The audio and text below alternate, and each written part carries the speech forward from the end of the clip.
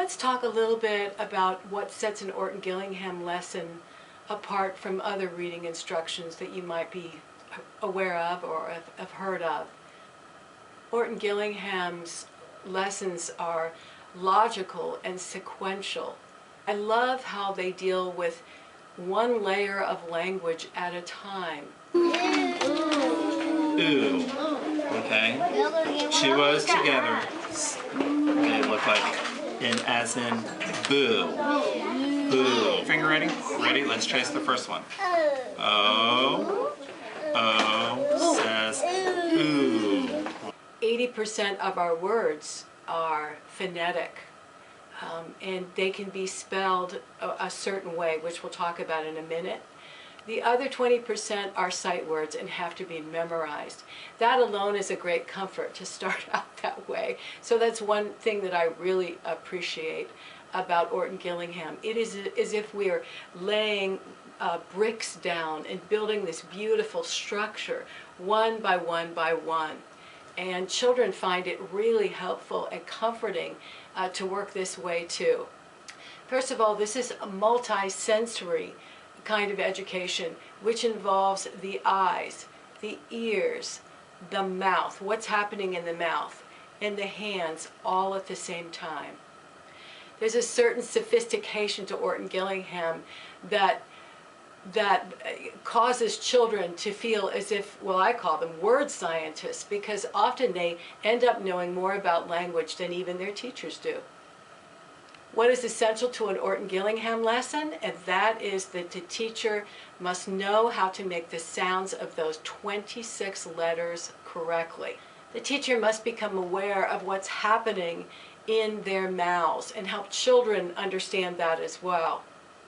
We might ask, where is our tongue when we make a particular sound? What are our lips doing? Are they open? Are they closed or nearly closed? Does the sound come from down low in our throat? Or does it come up higher and maybe even involve our nose? So these are things we might not have thought of making clear to children before. The other piece to this is the vowels are so difficult compared to the consonants. If you were to take a mirror and put it in front of your face, you would notice when you make consonant sounds,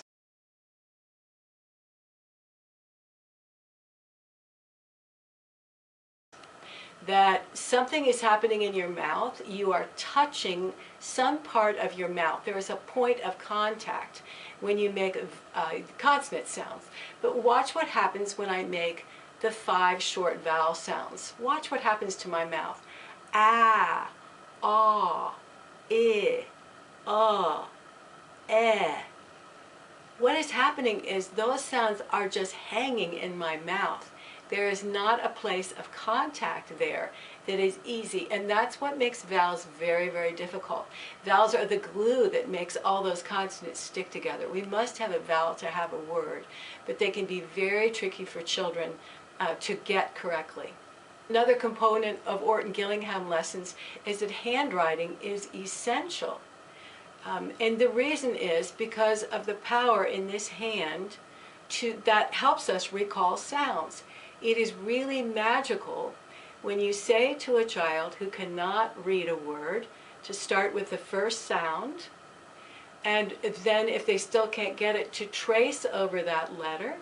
So the exercises and drills we do helps that child say, oh, when they trace the letter, that's a B, that's a D. It is amazing to watch. This isn't something that just happens with the eyes. In fact, I saw a person working with children one time, and she'd written 3 words on the board, and she had 3 children, and each child was to read one of those words. They were sitting 6 feet away from the board, and they were only asked to use their eyes.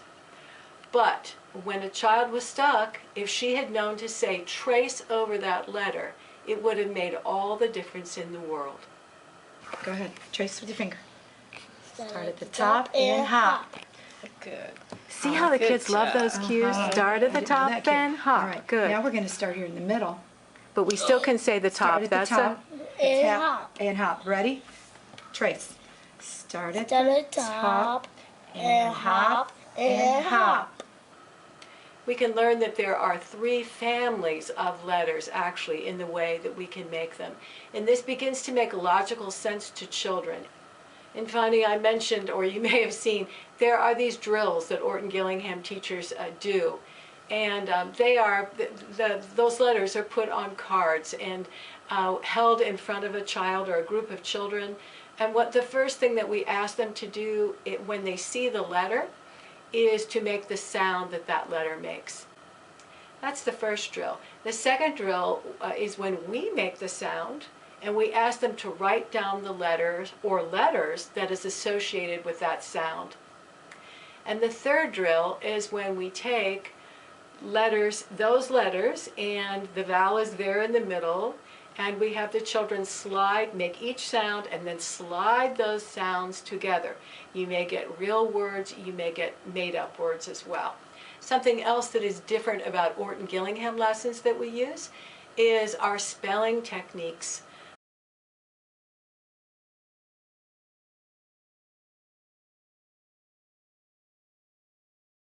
And so first of all, we only give children words to spell and read where they have already learned those letters.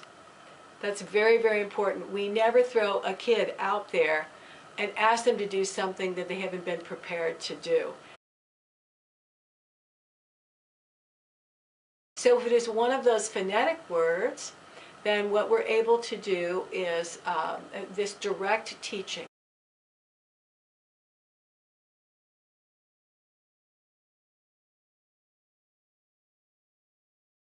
So it's I say, you say. Let's say the word we're trying to spell is cat. So I say to a student, I say, you say, cat. They say, cat. That's the first thing. Then we put our hand down on our desk and we break that word into its sounds. So the student would say, k, a, t, right there on the tabletop. And then they're going to pick up their pencil and they're going to write down each sound they hear.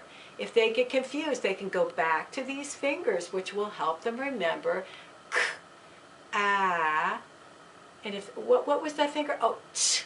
And you will be amazed again because the fingers will help them remember what they couldn't hold on to. So that is what we use for our phonetic words, that 80% of our language. All right, now, you ready? Get your pencil in your hand. All right, ready? Get your other hand ready, your sounding out hand. And let's do the first word. I want you to write Pete. Pete. Pete. Okay, write it. As you're saying it, say each sound as you're writing it.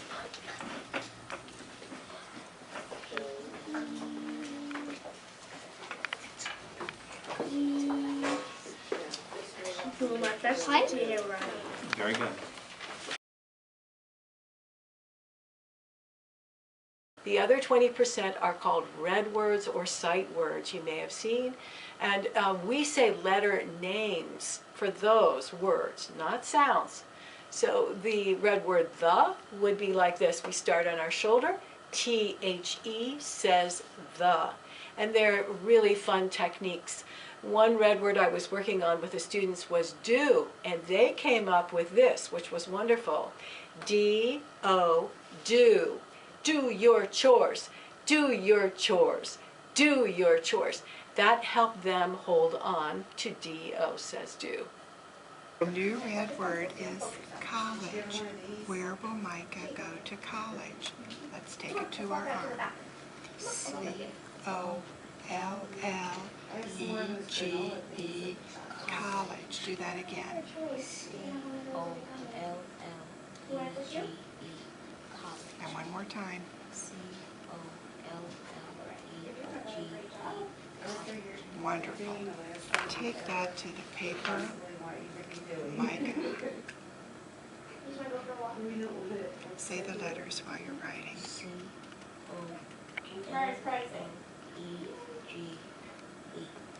Wow-dee-dow. Do it again. Again, I really want to say how important it is to understand that Orton Gillingham teaches one layer of language at a time until the child has mastered that layer. And then we go back and double check that that layer is still in place. There's so much review and safety around all of this. And it is exciting to see children gain confidence and not be frightened of language and words any longer. But what we must honor is that this sense that we only give the children words to read and spell that they've already been taught. So for instance, if I had given them the letters M, S, T, and A, then the words that they would be able to spell would be. So those would be the only words that they would be reading and spelling at the time. And that sense of protection is something we really value in Orton Gillingham.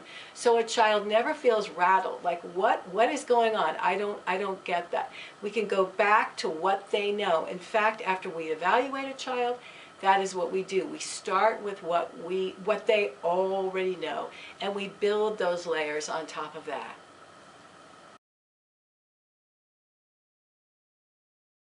Now, if we are trying to ask students to dictate a sentence, we use the same sort of idea. I say, you say. Let's say the sentence is, the cat sat. All right. So again, students might just be able to do 3 words at a time for a sentence or 4 words at a time. And I wouldn't go any higher than that with young children when you're just starting. So the first thing is I say, you say. So I say to the child, the cat sat, and they say, the cat sat. All right. I want to make sure that they hear me correctly, because that doesn't always happen, you know. Then I give the children colored felt in 3 different colors. And I point, by putting those colors out in front of them, I point to each color and say, the cat sat. And then I ask them to do that. They point and say the sentence, the cat sat. And then I ask them, which color goes with the word sat? And they'll point to that color. Which color, and we're making a picture of the sentence, right? Which color, where would I find the word the? And they point to that, and so forth, like that. Then I say to them, let's write the sentence. They're beginning to write the sentence. They have to understand that the is a red word. Oh, they use a red pencil for that one.